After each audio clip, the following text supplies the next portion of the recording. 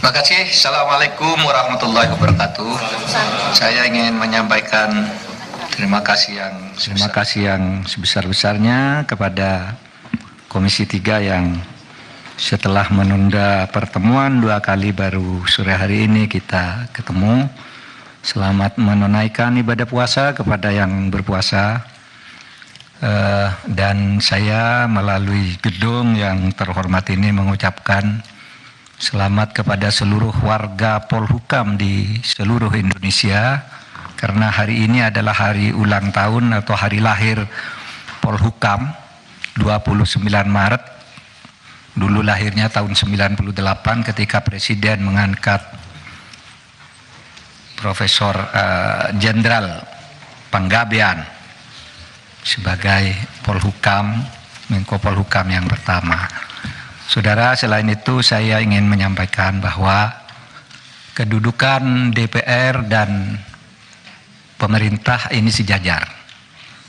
Oleh sebab itu, kita harus bersama bersikap sejajar, saling menerangkan, saling berargumen. Tidak boleh ada yang satu menuding yang lain seperti polisi memeriksa copet. Pemerintah bisa melakukan itu. Oleh sebab itu, mari kita setara aja, saling buka. Itu tadi yang substansi, ya kita tunjukkan nanti datanya, ya. Tapi saya ingin bagi dua keterangan saya ini, ya. Pertama, saya ingin menegakkan soal legal standing. Bolehkah Menko Polhukam mengumumkan data pencucian uang ke publik yang kemarin dipersoalkan? Saya jawab nanti. Lalu yang kedua nanti substansi tadi yang menyangkut yang sudah tadi dijelaskan oleh Ibu Sri Mulyani, sahabat saya yang sangat baik. Saya kira salah seorang menteri yang terbaik di kabinet, sehingga harus saya bantu dengan sebaik-baiknya. Saudara sekalian, saya mengumumkan kasus itu, saudara, adalah sifatnya agregat. Jadi perputaran uang tidak menyebut nama orang, tidak menyebut nama akun. Itu tidak boleh. Agregat, bahwa perputaran uang dari sekian ratus orang itu 249 T. Agregat, ya. Saudara, yang disebut namanya hanya yang sudah menjadi kasus hukum, seperti Rafael, Angin Prayitno, dan mungkin ada nama yang memang sudah menjadi kasus hukum, tetapi kasus hukum pidananya, kasus pencucian uangnya, saya Anda mau diinterupsi lah, interupsi itu urusan Anda. Masa orang ngomong diinterupsi, nantilah Pak. Saya kan tadi sudah bilang, pakai interupsi tidak selesai-selesai kita ini. Lalu nanti saya yang interupsi dituding-tuding lagi. Saya tidak mau. Artinya kalau begitu, misalnya saya membantah lalu di sini ada berteriak, keluar, saya keluar. Saya punya forum. Saya setiap kesini dikoroyok. Belum ngomong sudah diinterupsi, belum ngomong diinterupsi. Waktu kasus itu juga, waktu kasus Sambo, belum ngomong sudah diinterupsi, dituding-tuding, suruh bubarkan. Jangan begitu dong. Mati ya mic-nya. Pak Mahfud, kita teruskan aja dulu yang interupsi biar nanti. Oh oke, nanti ntar dibenerin. Lah tapi sedong. Tapi sebelah sini hidup mic-nya ini. Yalah. Silakan Bapak. Amis Bakum kemarin kalau mic-nya mati gimana saya ngomong? Ini hidup Pak Mahfud. Jangan-jangan disabotase ini. Enggak. Kalau mau buka-bukaan ayolah. Di sini ada yang bisa dibuka, ada yang agregat nggak bisa nyebut nama. Kalau menyebut nama jangan-jangan ada orang yang di sini juga. Di ruangan sana jangan-jangan orang yang ada nama sini. Tapi kalau mau buka-bukaan ayo. Lah, nah ini kedengaran enggak? Kedengaran sana. Makanya, baik, ya. Saya tidak sebut nama, ya. Yang nyebut nama yang ketiga inisial bukan saya, Bu Sri Mulyani tadi. Itu nanti tanyakan ke beliau, tapi itu justru salahnya di situ. Itu. Saudara, ini ada ketentuan nih di undang-undang yang tidak boleh menyebut itu kalau menyangkut ini identitas seseorang, kemudian nama perusahaan, nomor akun dan sebagainya itu ya. Profil entitas yang terkait yang melakukan transaksi, pihak terlapor, nilai, tujuan transaksi. Nah itu semua tidak boleh disebut. Saya tidak nyebut apa-apa, hanya nyebut angka agregat. Oke, satu. Oleh sebab itu saya harus jawab dulu satu persatu. 3 orang nih Pak Arteria. Wah katanya, ini bisa diancam dengan ancaman hukuman pidana 4 tahun. Karena itu lalu terpancing si Boyamin itu ngelaporin betul. Meskipun dia guyon sebenarnya. Biar yang dipanggil itu menjelaskan, katanya biar Pak Arteria. Oleh Mate dipanggil oleh polisi. Karena ada laporan, lalu apa salahnya? Itu kata si Pak Boyamin. Begini, saudara, apa dasarnya melapor ke ketua? Loh, saya ketua, jadi dia boleh lapor, boleh saya minta. Loh, kamu kan ke Pak Harto, ke Pak Presiden, kenapa lapor ketua? Ya memang kenapa saya ketua diangkat oleh Presiden, ada SK-nya. Terus untuk apa ada ketua, ada komite? Kalau tidak lapor, kalau saya tidak boleh tahu, itu satu, ya. Itu bisa dihukum 10 tahun. Beranikah saudara Arteria bilang begitu kepada Kepala BIN Pak Budi Gunawan? Pak Budi Gunawan tuh anak buah langsung presiden. Anak buah langsung presiden dia. Bertanggungjawab presiden, bukan anak buahnya Menko Polhukam. Tapi setiap minggu laporan kayak ini resmi, info intelijen kepada Menko Polhukam. Coba saudara bilang ke Pak Budi Gunawan, Pak Budi Gunawan menurut undang-undang BIN bisa diancam 10 tahun penjara, berani enggak? Menurut pasal 44. Kan persis yang saudara baca kepada saya, bahwa kalau menyampaikan ke Menko Polhukam 10 tahun, Pak BIN nyampaikan, bukan ke presiden tapi ke saya nih. Ini bulan Maret ada nih. Kok terus enggak boleh, gimana? Apa gunanya ada? Dan ini penting saudara. Karena apa? Ya. Karena saya bekerja berdasar info intelijen. Misalnya ada kayak gini, saya enggak bocorkan di sana, tapi tahu besok akan ada demo di sana. Kekuatannya sekian orang, korlapnya ini, kekuatan polisi yang diperlukan segini, sehingga saya enggak perlu rapat tuh kecil. Oh ini serius. Itu info intelijen, masa saya tidak boleh ngomongkan gitu? Tiap malam saya dengan Pak Budi Gunawan di WA saya nih, info intelijen, Pak besok nampaknya ada demo di sana Pak. Oh iya Pak, sudah itu korlapnya ini kekuatannya segini aja Pak. Cuma cukup di Polsek, cukup di Polres atau harus di Mabes. Kalau sudah perlu Mabes, saya undang rapat. Dan itu info intelijen, masa tidak boleh? Lalu mau dihukum 10 tahun, Pak Budi Gunawan, tugas dia bukan wahan Menko Polhukam, tapi selalu ngelapor resmi malahan kepada saya. Ya.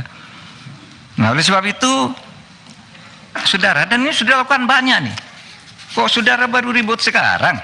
Ini umumkan, dan saudara diem aja sejak dulu nih. Kita yang mengumumkan kasus Indosuria, yang sampai sekarang bebas di pengadilan, kita tangkap lagi. Karena kasusnya banyak. Itu kan PPATK, kok baru ribut soal ini? Lukas NMB ketika ditersangka ngamuk, rakyatnya turun, saya panggil PPATK, umumkan, uangnya di freeze. Kalau tidak begitu tidak bisa ditangkap dia. Kita tahu dari Mbak Intelkam Polri misalnya, itu gimana di Papua? menurut Intel, Pak, nasinya, cateringnya setiap hari turun, itu sudah tidak ada kekuatannya. Itu kan Intel, masa tidak boleh? Nah, oleh sebab itu, saudara, jangan gertak-gertak. Saya bisa gertak juga, saudara, bisa dihukum menghalang-halangi penyidikan penegakan hukum. Iya, dan ini sudah ada yang dihukum 7,5 tahun, namanya Verdik Yunandi. Ya kerja-kerja kayak saudara itu. Orang mau mengungkap, dihantam, dihantam. Ingat kan? Itu. Saya bisa. Saudara menghalang-halangi penegakan hukum. Itu Verdik Yunandi. Masih ada itu. Saya sama saudara kan kerjanya dengan Verdik Yunandi. Melindungi Setia Novanto kan? Nggak boleh dia ini, lalu laporkan orang, semua orang dilaporin sama dia. Ya, kita bilang ke KPK itu menghalang-halangi penyidikan, menghalang-halangi penegakan hukum. Tangkap. Jadi jangan main ancam-ancam begitu. Kita nih sama, saudara. Oleh sebab itu, saudara, saya ingin menegaskan itu kepada Pak Arsul. Harap jangan dipotong. Pak Arsul bicara kewenangan. Menurut Perpres kewenangan Polhukam itu A, B, C, D. Tidak berwenang mengumumkan. Loh, saya tanya, apa dilarang mengumumkan? Kalau tidak berwenang, apa dilarang? Kalau di dalam hukum itu sesuatu yang tidak dilarang itu boleh dilakukan. Loh, Anda dari pesantren nih, saya bacakan dalilnya. Wal aslu fil uqudi wal muamalah as-sah hatta yaqumu dalilun alal batalani wa tahrim. Pimpinan, izin pimpinan. Boleh bicara? Nanti dulu. Nggak, karena saya biarkan gini, menjelaskan dulu dong. Nanti gini. Bicara. Saya mohon izin ke pimpinan. Boleh nggak saya bicara? Nanti dulu. Oke. Nanti dulu. Silakan. Jadi setiap urusan itu kalau tidak ada larangan, boleh, kecuali sampai timbul hukum yang melarang. Itu pesantren kan? Dalil di pesantren waktu kecil udah menghafal kayak gini. Nanti kalau di dalam hukum umum, saya katakan juga sekarang ke Pak Beni, pertanyaannya kok seperti polisi. Menko boleh ngomongkan apa enggak? Begini Pak, kalau seperti boleh apa tidak? Begini kalau substansi boleh apa tidak? Jawab ya atau tidak. Kan enggak boleh tanya begitu. Itu harus ada konteksnya dong. Sesudah bilang boleh katanya. Ini yang saya lihat. Kalau boleh sebutkan pasalnya, wong boleh kok harus ada pasalnya. Kalau boleh tuh enggak perlu pasal. Misalnya saya tanya ke Pak Beni boleh enggak saya ke kamar mandi sekarang? Boleh, mana pasalnya? Enggak ada, karena boleh. Kalau dilarang baru ada pasalnya. Di mana dalilnya? Nah sekarang bukan bahasa Arab, bahasa Latin. Nolo puna punali. Ini dalam hukum. Ada salah, ada yang dia ada undi. Ini tidak dilarang kok. Tanya kayak aja. Memang siapa? Pak Mahfud. Jadi Pak Mahfud menjawab apa yang kan oleh Sul Partai. Nanti habis ini berarti kalau begitu. Iya, iya. Teman-teman, sebentar Pak Mahfud. Dalam ini yang seminggu terakhir penyanyi di publik dan kemarin sudah dilakukan oleh Komisi 3. Pak Mahfud menjampaikan klarifikasi terkait apa yang sudah teman-teman. Jadi berikan ruang untuk mengklarifikasi. Nanti setelah Pak menyelesaikan, silakan untuk menyampaikan hal apa yang disampaikan Pak Mahfud. Pak Mahfud. Kira begitu aja. Ya. Sering di DPR-nya aneh. Marah hapus dia. Marah kejaksaan. Ngomong-ngomongnya datang ke Kejaksaan Agung titip kasus. Pimpinan mau saya interupsi pimpinan. Saya kira ini tidak relevan. Ya. Silakan Pak Habib, silakan. Apa? Saya pimpinan Mahkamah Dewan pimpinan. Ini konten Saya apa minta relevan Pak ini? Mahfud, apa memang benar tadi yang sampaikan saja sekarang. Nanti Kan sekarang. lanjuti. Bisa ya. Ingat peristiwa Kampung Malik, Ustadz di Kampung Malik.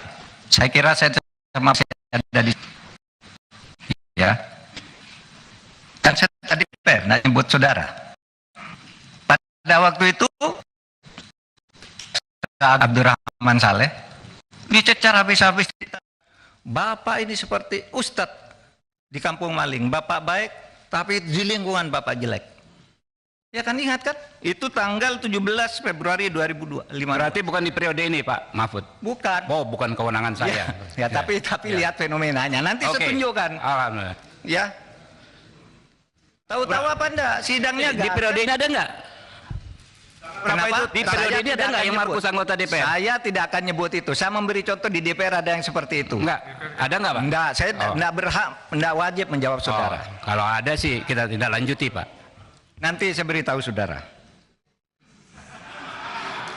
Sekarang Pak jangan nanti Pak. Kalau Nggak. sekarang ada datanya enggak diunjuk. Nggak mumpung terbuka. Saya terbuka sekarang. Waktu itu Pak Jaksa Agung tahu enggak? Yang Nggak, marah waktu- itu ada. Periode waktu itu, yang periode sekarang ada atau tidak? Pak Habib, begini, teman-teman Pak Mahfud untuk menyelesaikan Sebentar, dulu. Pak pimpinan. Ini juga nggak bisa dibiarkan terlalu jauh begini. Ini kan Nggak, pimpinan yang ganti seharusnya- nih, pimpinannya ganti. Sebentar. Gini. Pimpinan ganti. Teman-teman, Saya- Lu yang bener, Ron. teman-teman. Lu ingetin dulu, lu yang bener, Ron. Dari saya selesaikan dulu saya ya. Ya, seharusnya pada kesempatan pertama Pak Mahfud menjelaskan semua hal yang Pak Mahfud jelaskan di media terkait dengan 300 triliun itu. Bukan menjawab satu persatu apa yang terjadi antara Komisi 3 dengan PPATK dalam rapat beberapa hari yang lalu. Kan gitu. Itu Pak Mahfud juga pernah di DPR. Kan Pak Mahfud tahu bagaimana dinamika yang terbangun dalam rapat-rapat di DPR. Sebentar, saya belum selesai. Saya kan nggak potong Pak Mahfud ngomong tadi. Saya mendengar dengan seksama apa yang disampaikan Pak Mahfud. Gantian dong. Sekarang saya ngomong. Ya, Iya. saya kira kalau Pak Mahfud melakukan cara seperti yang kita dengarkan tadi, kan Pak Mahfud menjudgment teman-teman. Lepas dari itu benar salah itu nanti kita bisa uji. Tetapi rapat kita hari ini bukan untuk itu. Rapat kita hari ini untuk mengklarifikasi kontroversial yang sudah terlanjur berkembang di masyarakat terkait dengan 300 triliun itu. Tidak satu pun poin dari awal Pak Mahfud menyampaikan penjelasan Pak Mahfud dalam rapat ini yang terkait dengan soal itu. Satu-satu Pak Mahfud mengomentari jalannya rapat antara kami dengan PPATK, khususnya yang disampaikan oleh Terry, yang disampaikan oleh saudara Arsul dan saudara Beni. Ini kan jadi lari dari maksud dan tujuan rapat kita pada hari ini. Oke. Dan pimpinan juga punya kewenangan untuk menjaga lalu lintas rapat ini agar berlangsung sesuai dengan apa yang kita inginkan, gitu loh. Saya kira itu. Saya belum berkomentar terlalu jauh, tapi kira-kira rapat ini harus berjalan sesuai dengan tata tertib yang berlaku di DPR. Terima kasih Pak Mulfahri.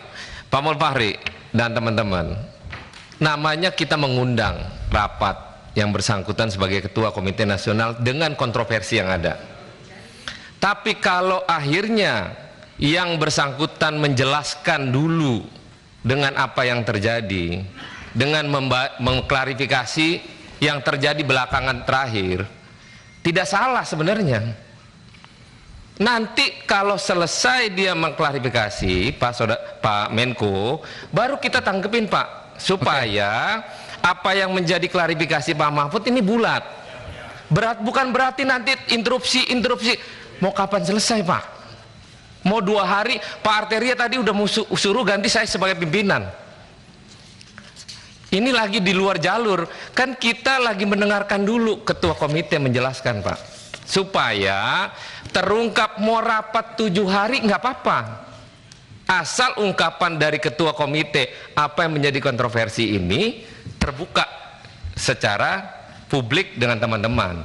Nah, kiranya untuk jangan salah mengartikan Pak Mahfud ini menyampaikan ungkapan.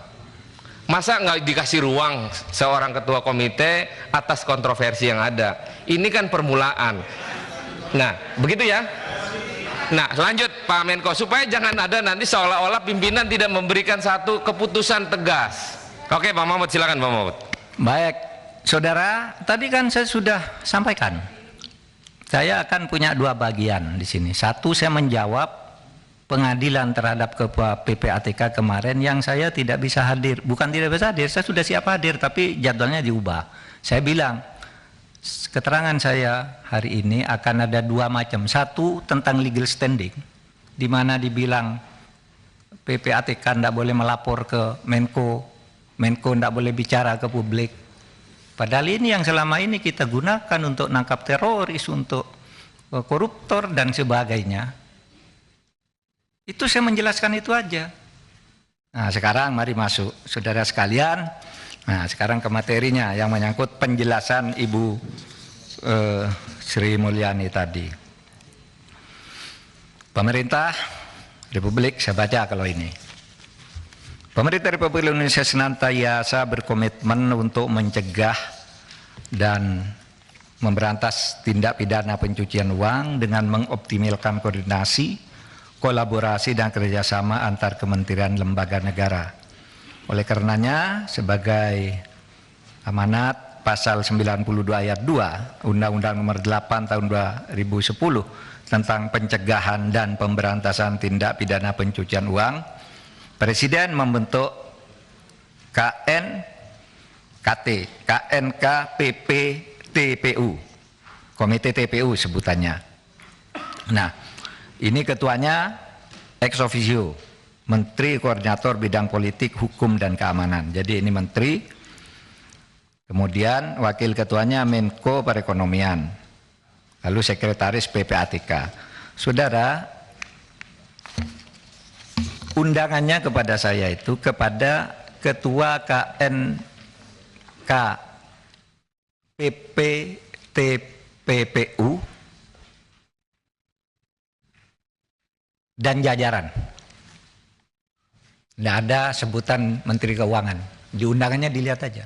Undang-Undang Menteri Keuangan. Bahwa di sini kemarin berdebat Menteri Keuangan itu di sini. Tapi suratnya resmi kepada kami dan jajaran. Saya ngajak jajaran nih. Yang ada di sini nih adalah ada yang di dalam TPU. Jadi mohon difahami itu. Nah, saudara sekalian, saya ingin menyampaikan secara singkat saja apa yang dimaksud dengan apa itu? Slide-nya sekarang. Slide berikutnya. Saya jelaskan dulu ketika saya nyebut angka itu artinya itu apa? Pertama, tindak pidana pencucian yang itu adalah satu, transaksi keuangan yang menyimpang dari profil, karakteristik atau kebiasaan pola transaksi dari pengguna jasa yang bersangkutan. Kalau profilnya menteri, kira-kira pendapatannya berapa? Kok tiba-tiba hartanya sekian? Nah itu menyimpang dari profil, bisa dicurigai sebagai tindak pidana belum tentu pencucian, tapi dicurigai. Bisa menurut undang-undang ini. Kedua, transaksi keuangan oleh pengguna jasa yang patut diduga dilakukan dengan tujuan menghindari pelaporan transaksi yang bersangkutan yang wajib dilakukan oleh pihak pelapor sesuai dengan Undang-Undang TPPU. Yang ketiga, transaksi keuangan yang dilakukan atau batal dilakukan dengan menggunakan harta kekayaan yang diduga berasal dari hasil tindak pidana atau transaksi keuangan yang diminta oleh PPATK untuk dilaporkan oleh pihak pelapor karena melibatkan harta kekayaan yang diduga berasal dari hasil tindak pidana. Nah modusnya begini. Satu, kepemilikan saham pada perusahaan atas nama keluarganya. Dia ya seperti yang baru diumumkan tuh, RAT. Dia laporannya sendiri sedikit, rekeningnya sendiri sedikit, tapi istrinya, anaknya, perusahaannya, nah itu patut dicurigai karena pekerjaannya. Apakah itu betul pencucian? Nanti dibuktikan, tapi itu sudah memenuhi syarat. Yang kedua, pemilikan aset berupa barang yang bergerak maupun tidak bergerak diatasnamakan pihak lain, disimpan di tempat lain. Sekretaris Mahkamah Agung itu punya mobil mewah berapa, mobilnya disimpan di tempat lain, platnya diganti, kan muncul tuh di PPATK. Itu pencucian uang, harus diperiksa. Yang ketiga, membentuk perusahaan untuk mengelola hasil kejahatan. Untuk perusahaan gitu, bikin hotel, hotelnya tidak ada yang beli, tapi asetnya besar sekali. Hotelnya ada orang masuk, hanya hotel Melati, tapi uangnya ratusan miliar. Nah itu bisa dicurigai sebagai pencucian uang. Ya. Penerimaan hibah yang tidak bergerak hasil kejahatan tanpa dilengkapi akta hibah. Tidak ada hibah. Ada yang hibah dikirim ke ayahnya, ini nyogok misalnya, saya disuap 5 miliar. Lalu di mana caranya nih? Dikirim ke ayah saya. Lalu ayah saya disuruh bikin hibah, oh ini dari ayahnya. Itu bisa. Ada juga yang rekening, saudara. Saya buka rekening 10 miliar atas nama saya. Lalu ATM-nya diserahkan Pak Sahroni, Pak ambil uang ini sesuka-suka kamu. Namanya saya. Tapi Anda yang ngambil di ATM setiap kau butuh sampai habis. Itu pencucian uang. Ya. Nah yang dikerjakan dari data ini adalah kerja-kerja seperti itu. Menggunakan rekening atas nama orang lain untuk menyimpan hasil kejahatan, melakukan transaksi pembelian barang fiktif, dilakukan pembayaran namun barang tidak pernah dikirimkan. Misalnya begini, dari sebuah organisasi di Arab Saudi itu ngirim uang ke Gresik. Apa? Membeli sejadah produk Gresik dan peci. Jelas pengirimannya ke satu perusahaan, tapi barangnya tidak pernah balik. Dari Gresik tidak ada apa itu, untuk dibuat bom. Itu pencucian uang di bidang terorisme. Gitu. Kemudian menyimpan harta hasil kejahatan dalam safe deposit box atau tempat lainnya masuk. Nah, saudara, dengan mengerti ini, maka saudara sekarang saya masuk ke dalam substansi perkaranya. Saudara, dari keterangan Bu Sri Mulyani tadi, saya ingin menjelaskan fakta dan nanti datanya bisa ambil di sini. Bisa saya tunjukkan di sana lalu ambil. Bahwa ada kekeliruan pemahaman Ibu Sri Mulyani dan penjelasan Ibu Sri Mulyani karena ditutupnya akses yang sebenarnya dari bawah. Sehingga apa yang beliau jelaskan tadi itu adalah data yang diterima tanggal 14 ketika bertemu dengan Pak Ivan. Sehingga disebut yang terakhir itu, yang semula ketika ditanya oleh Bu Sri Mulyani itu, ini apa kok ada uang 189? Itu pejabat tingginya yang eselon 1 itu. Oh enggak ada Bu di sini. Enggak pernah ada katanya. Ini tahun 2020 kata Bu Sri. Enggak pernah ada. Ada Pak Ivan. Enggak ada. Baru dia, oh iya nanti dicari katanya. Dan itu nyangkut 189. Nanti dijelaskan oleh Pak. Dan itu adalah pencucian uang, dugaan pencucian uang, cukai dengan 15 entitas. Tapi apa laporannya? Menjadi pajak. Sehingga kita diteliti, oh iya ini perusahaannya banyak, hartanya banyak, pajaknya kurang, padahal ini cukai laporannya. Apa itu? Emas. Ya. Impor emas, batangan yang mahal-mahal itu, tapi di dalam surat cukainya itu dibilang emas mentah. Diperiksa oleh PPT, diselidiki. Di mana? Kamu kan emasnya emas sudah jadi, kok bilang emas mentah? Enggak. Ini emas mentah tapi dicetak di Surabaya. Dicari ke Surabaya, enggak ada pabriknya. Dan itu menyangkut uang miliaran, saudara. Enggak diperiksa. Laporan itu diberikan tahun 2017. Oleh PPATK, bukan tahun 2020. 2017 diberikan, tidak pakai surat, tapi diserahkan oleh Ketua PPATK langsung kepada Kementerian Keuangan yang diwakili oleh Dirjen Bea Cukai, Irjen Kementerian Keuangan, dan 2 orang lainnya. Ini serahkan. Kenapa tidak pakai surat? Karena ini sensitif, masalah besar. 2 tahun tidak muncul, tahun 2020 dikirim lagi, tidak sampai juga ke Bu Sri Mulyani, sehingga bertanya ketika kami kasih itu, dan yang dijelaskan yang salah, di mana salahnya nanti? Saudara, saya sangat hormat kepada Bu Sri Mulyani. Dia teman kerja saya yang baik di dalam pemberantasan korupsi. Saudara tahu BLBI 20 tahun tidak bisa ditagih karena dibebankan Kementerian Keuangan. Saya minta impres ke Presiden, sudah berhenti berdebat, saya ambil semua. Bisa itu? Teman saya dia, dalam banyak hal, IKN apa gitu. Kalau saya kagum, kalau di kabinet menerangkan masalah apapun yang boleh bisa menjadi sederhana bagi di anggaran negara. Sehingga saya percaya dia Menteri Keuangan terbaik. Tetapi akses dari bawah tidak masuk. Sehingga saya sampaikan hal sebagai berikut. Data agregat. Ya, berikutnya. Halaman berikutnya. Data agregat transaksi keuangan. Nih. Transaksi keuangan yang 349 triliun itu dibagi ke dalam 3 kelompok.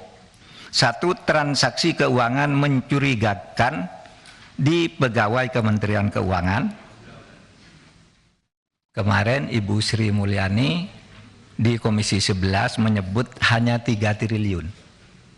Yang benar 35 triliun. Ya, nanti dia nanti ada data yang nanti Anda ambil. Kemudian transaksi keuangan mencurigakan yang diduga melibatkan pegawai Kementerian Keuangan. Itu besarnya 53 triliun. Plus sekian. Kemudian transaksi keuangan terkait kewenangan Kementerian Keuangan sebagai penyidik tindak pidana asal dan TPU yang belum diperoleh data sebesar 260,1 sehingga jumlahnya 349 triliun fix. Nanti kita tunjukkan suratnya. Nah, ketika ditanya Bu Menteri, Bu Menterinya kaget karena tidak masuk laporannya. Karena yang menerima surat by hand itu, ya orang yang ada di situ yang bilang ke Bu Sri Mulyani, Bu, udah ada surat itu loh. Kata PPATK ini suratnya. Baru dijelaskan tapi beda. Ini laporannya pencucian uang di bidang bea cukai, lalu yang dihitung pajaknya sedikit dong. Jadinya. Berapa yang terlibat nih? Nih.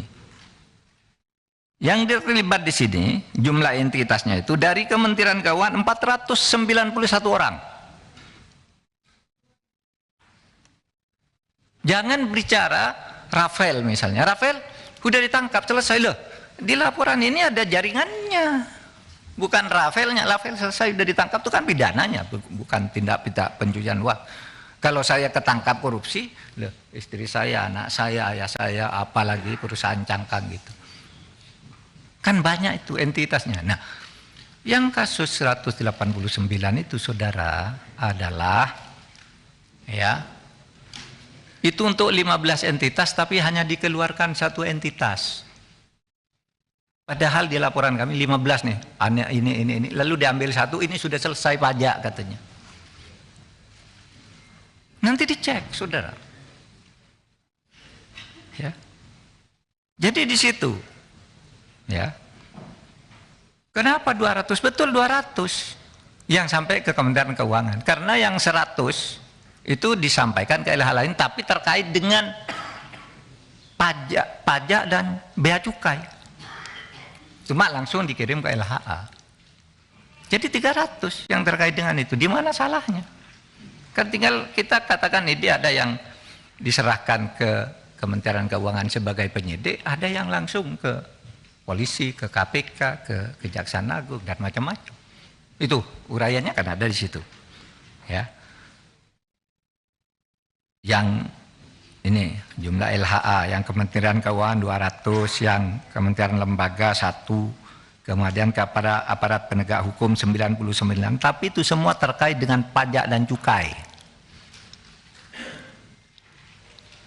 Saudara. Jadi jumlahnya 349.874. 187. Nah, Ya, tetapi supaya diingat ya, bahwa ini agregat. Saya tidak mau menyebut. Kalau bukan agregat, itu sebabnya sebenarnya saudara, halaman berikut. Karena pengertian ini, pada tanggal 20 Maret, kami bersepakat dengan Menteri Keuangan untuk tidak ribut-ribut. Karena kesepakatannya begini, Kementerian Keuangan akan melanjutkan untuk menyelesaikan semua LHA. Waktu itu sudah oke.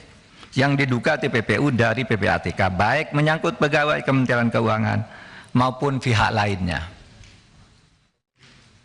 Seperti yang telah dilakukan oleh Dirjen Pajak yang telah berhasil. Malah kami mengatakan, dari banyak itu kami menemukan Menteri Keuangan itu sudah berhasil mengembalikan 7,0 triliun ya, untuk pajak, ya karena dihitung pajak. Jadi hitung pencucian uang 7,8 triliun untuk pajak, dan dari bea cukai masuk 1,1 triliun menjadi 8,11 triliun yang kembali dari laporan-laporan 349 ini. Sekali lagi 349 itu saya diminta menjelaskan betul-betul oleh Presiden, jelaskan kepada rakyat melalui gedung DPR bahwa TPPU itu artinya itu beda dengan korupsi. Lah orang tidak ngerti bedanya, lalu Menteri Keuangan korupsi itu tidak ada. Ini laporan TPPU. Saya yakin Bu Sri Mulyani itu, saya tahu betul itu.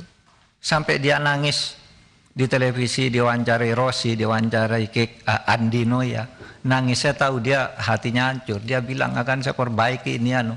Ya saya tambah datanya. Wah, alun tuh begitu. Kok mulanya 56 jadi 500, sesudah dihitung itu, saya minta coba kasihkan saya lagi semuanya, agregatnya. Nah itulah yang saya kirim ke Bu Sri Mulyani. Jadi tidak benar kalau Bu Sri Mulyani baru menerima tanggal sekian, enggak, nanti saya kasihkan pada saudara, ada daftarnya. Yang pertama itu tanggal 10 Juni tahun 2009 sampai 300 saudara. Yang terakhir itu 11 Januari 2003. 300 itu. Rinciannya tadi 200 Kementerian Keuangan, ya, 1 KL, yang 1 ini. Yang non ASN tadi banyak loh, 570 yang terlibat. Nah itu pencucian uang. Nah, saudara, tentu Komite TPPU akan melakukan evaluasi terhadap LHA yang diduga TPPU dan telah dikirimkan PPATK kepada APH untuk mengoptimalkan penerapan Undang-Undang Nomor 8 Tahun 2010. Jadi kita optimalkan. Nah, saudara sekalian, saya nanti ingin minta waktu sedikit saja untuk dijelaskan oleh saya. Tolong ini ditayangkan nih, yang penyerahan surat-surat sejak tahun 2009 dilewatin aja. Ini halaman 1 sampai 24 surat. Ada nomornya semua. Ada tujuannya kepada siapa. Halaman 2 25 sampai 46. Halaman 3 47 sampai 66. Sampai 300 lah. Nanti saudara lihat sendiri. Tidak akan ditutup-tutupi. Katanya mau minta data, saya kasih data. Tapi agregat. Nah dari data yang agregat ini, kalau saudara ingin, silakan. Itu DPR. Saya akan nyebut agregat. Angka untuk setiap surat ini sudah ada juga. Sehingga apa kesimpulan saya? Bu Sri Mulyani tidak punya akses terhadap laporan-laporan ini. Sehingga keterangan yang terakhir pun di Komisi 11 itu jauh dari fakta. Karena bukan dia nipu, dia diberi data itu, data pajak, padahal ini data bea cukai. Tadi penyelundupan emas itu. Yang tidak tahu siapa yang bohong. Tapi itu faktanya. Kalau tidak adu data, mari. Saudara mau ngundang kan? Adu data dengan saya. Nah ini saudara yang saya katakan agregat. Nah Saudara, saya ingin mengusulkan begini, sulit memberantas korupsi itu. Tolong melalui Pak Bambang Pacul, Pak, tolong Pak, undang-undang perampasan aset tolong didukung Pak. Biar kami bisa ngambil begini-begini nih Pak.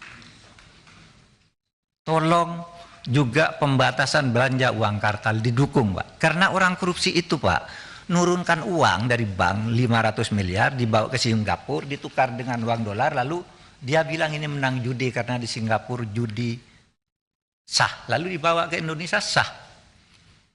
Padahal itu uang negara Pak. Itu pencucian uang Pak. Nah sekarang mari kita batasi, kalau belanja 100 juta Anda keluarkan dari bank mana, kirim ke bank mana. Jangan dari orang bawa koper tuh, yang satu kopernya berisi kertas, yang satu berisi uang, ditukar di atas pesawat. Itu yang banyak terjadi. Nah, satu yaitu undang-undang perampasan aset. Saya kira kemarin DPR dari Komisi 3 sudah ada yang bersuara agar Presiden segera mengirimkan surpres. Tolong, kami mengajukan sejak tahun 2020 dan sudah disetujui di balik, tiba-tiba keluar lagi ketika akan mulai ditetapkan sebagai prioritas utama. Padahal isinya sudah disetujui oleh DPR yang dulu. Pemerintah lalu memperbaiki yang dulu oleh pemerintah dengan disepakati. Kami mohon disetujui, kami akan lebih mudah. Itu seperti ngambil itu Pak. Itu pencucian uang juga tuh. Dana BLBI. Dana BLBI itu 111 triliun Pak. Nggak bisa diambil. Lalu kami minta impres Pak. Buat impres kepada saya ambil. Nggak ya berhenti berdebat. Saya ambil dulu, nanti ke pengadilan kalah nggak apa-apa. Dapat sekarang ini 29,9 triliun. Ada yang kalah di pengadilan 2 tapi tidak menggugurkan hutang, tapi karena pencucian uang. Barangnya dijaminkan ke pemerintah dengan surat tanda tangan di atas meterai, tapi sertifikatnya tidak diserahkan, lalu dijual. Ketika mau diambil, ketika kami sita, ternyata sertifikatnya sudah dimiliki oleh anaknya. Kalah di pengadilan, tidak apa-apa, tapi hutangnya tetap. Gitu. Tapi kalau ada undang-undang perampasan aset, kita bisa tangani Pak itu semua. Makanya dulu awal kami masuk ke sini, mohon ini undang-undang perampasan aset dan pembatasan belanja uang tunai ini bisa, mungkin akan menyulitkan, memang tidak selalu sempurna, tetapi saya kira ikhtiar kita harus dilakukan untuk itu. Bapak, saya minta maaf kalau tadi ada yang agak keras, karena sebenarnya saya tadi sejak awal mengatakan saya akan melayani dengan tone yang sama, dan tadi sudah dengan tone yang sama saya lakukan. Nah yang sekarang mari kita baik-baik saja gitu, karena ini mencari kebenaran. Saya persilahkan Pak, sedikit saja tambahkan tadi itu instruksi soal pimpinan Saudara Ketua sebelum Pak Ivan, kalau bisa yang dibaca Pak Mahfud tadi kita difotokopi supaya kita bisa pelajari nih Pak. Dua-duanya Pak, termasuk surat-surat itu. Oke. Ya, terima kasih pimpinan. Silakan Pak Ivan. Baik, pimpinan, terima kasih banyak. Assalamualaikum warahmatullahi wabarakatuh. Pimpinan dan seluruh anggota Komisi 3 DPR RI yang kami hormati, Bapak Ketua Komnas dan seluruh anggota, teman-teman semua. Jadi ada dua hal yang kiranya saya harus sambung dari apa yang sudah disampaikan oleh Bapak Ketua Komnas PPT-PPU tadi.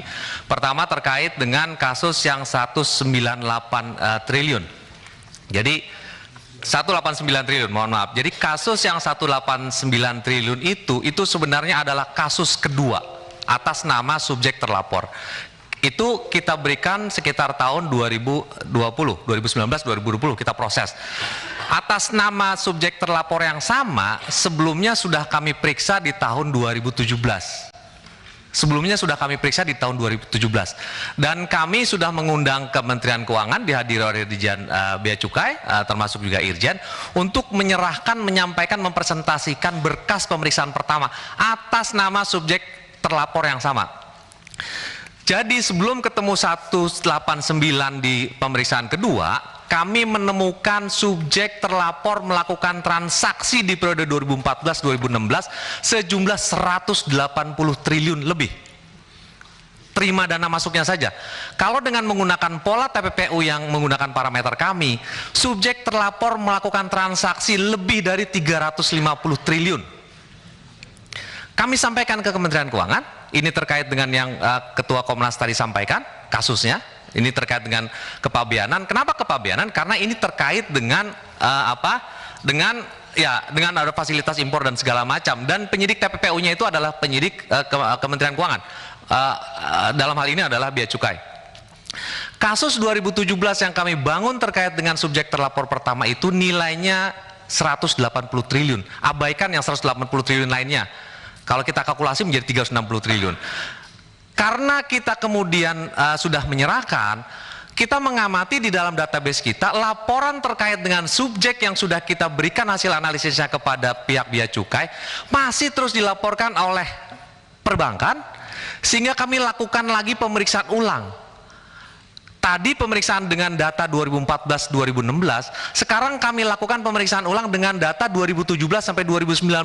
Di pemeriksaan yang kedua inilah 2017 sampai 2019 ketemu angka 189 triliun. Yang berbeda dengan angka yang 180 tadi. Sehingga kalau mau digabung pemeriksaan atas nama subjek terlapor dari 2014 sampai 2020, angkanya 180 plus 189. Kenapa kami lakukan pemeriksaan ulang? Karena subjek terlapor tadi kemudian melakukan pola transaksi dengan merubah entitas. Tadinya dia aktif di satu daerah, dia pindah ke tempat lain. Tadinya dia menggunakan nama tertentu, dia menggunakan nama lain. Sehingga kami kemudian berasumsi, dan asumsi itu kemudian sesuai dengan faktanya, yang bersangkutan kemudian paham bahwa sudah terjadi pemeriksaan dilakukan oleh PPATK, sehingga kemudian mengganti entitas entitas subjeknya. Itu. Jadi yang sebenarnya yang terjadi adalah itu. Nah, memang kita tidak sebutkan di dalam pemeriksaan hasil pemeriksaan ini karena memang pada saat kami seperti yang Pak Ketua tadi sampaikan, Irjen pada saat kemarin saya ketemu sesuai dengan tanggal 14 kemarin itu mengatakan bahwa hasil pemeriksaan pertama memang tidak ada berkasnya, tidak ada jejaknya di Kementerian Keuangan. Sehingga kita kemudian membahas yang 189 tadi. Tapi sebenarnya 189 itu ada tahapan kedua dari kasus yang sama. Itu yang pertama. Yang kedua, izinkan saya atas perkenan Ketua Komnas ini tidak mau mengkantor pendapat siapapun juga, dengan rasa hormat, dengan rasa kerendahan hati, hanya ingin mengungkapkan fakta sebenarnya terkait dengan klaster yang tadi. Jadi kenapa di klaster pertama, kalau di tabel tadi kami menyampaikan tadi kan klaster pertama itu adalah transaksi keuangan yang mencurigakan terkait dengan oknum. Tapi di dalam daftar di dalam daftar listnya secara lengkap kami juga dalam listnya itu di dalam nama-nama di dalam suratnya itu selain oknum kami sampaikan juga banyak perusahaan. Jadi misalnya dalam satu surat itu ada oknumnya 1, tapi perusahaannya ada 5, ada 7 dan 8 segala macam. Nah, ini yang kemudian pada saat rapat kemarin oleh Kementerian Keuangan dikeluarkan. Sehingga angka 35 triliun yang diketemukan oleh PPATK setelah dikeluarkan entitas perusahaan menjadi 22 triliun. Lalu entitas perusahaan lalu dikeluarkan lagi entitas perusahaan yang tidak ada Kementerian Keuangannya, lalu dikeluarkan lagi dari entitas perusahaan yang ada Kementerian Keuangannya menjadi 3,3 triliun. Lalu kemudian ramai bahwa PPATK salah dan segala macam. Alasan kenapa PPATK memberikan data oknum plus nama perusahaannya, karena kami menemukan perusahaan-perusahaan itu adalah perusahaan-perusahaan cangkang yang dimiliki oleh oknum, sehingga ini nggak bisa dikeluarkan. Sehingga data perusahaan tadi tidak bisa dikeluarkan, dipisahkan dari oknumnya tadi. Misalnya dia menggunakan nama perusahaan dengan menggunakan nama pemiliknya adalah di aktenya itu adalah istrinya, adalah anaknya, bahkan adalah supirnya, tukang kebunnya dan segala macam. Kalau data ini dikeluarkan, jadilah 3,3 triliun. Tapi kami tidak lakukan itu karena modus pelaku tindak pidana pencucian uang itu adalah selalu, ini kan kita bicara tindak pidana pencucian uang kan bicara proxy crime. Orang yang melakukan tindak pidana selalu menggunakan tangan orang lain, bukan diri dia sendiri, akun orang lain dan segala macam. Sehingga kalau kami keluarkan data itu, nah kami justru membohongi penyidiknya. Kami masukkan nama-nama perusahaan, berikut nama oknum dia, disitulah ketemu yang namanya 35 triliun. Kalau dikeluarkan memang 22 triliun. Kalau dikeluarkan lagi memang cuma 3,3 triliun. Tapi kenapa kami tidak bisa lepaskan ini? Karena kami mensinyalir berdasarkan data kita itu adalah perusahaan-perusahaan cangkang yang dimiliki oleh oknum tadi. Nah, makanya itulah perlu pembuktian. Makanya itulah perlu pembuktian dari dari penyidiknya sendiri. Mungkin itu Prof, cukup dari kami. Terima kasih pimpinan anggota.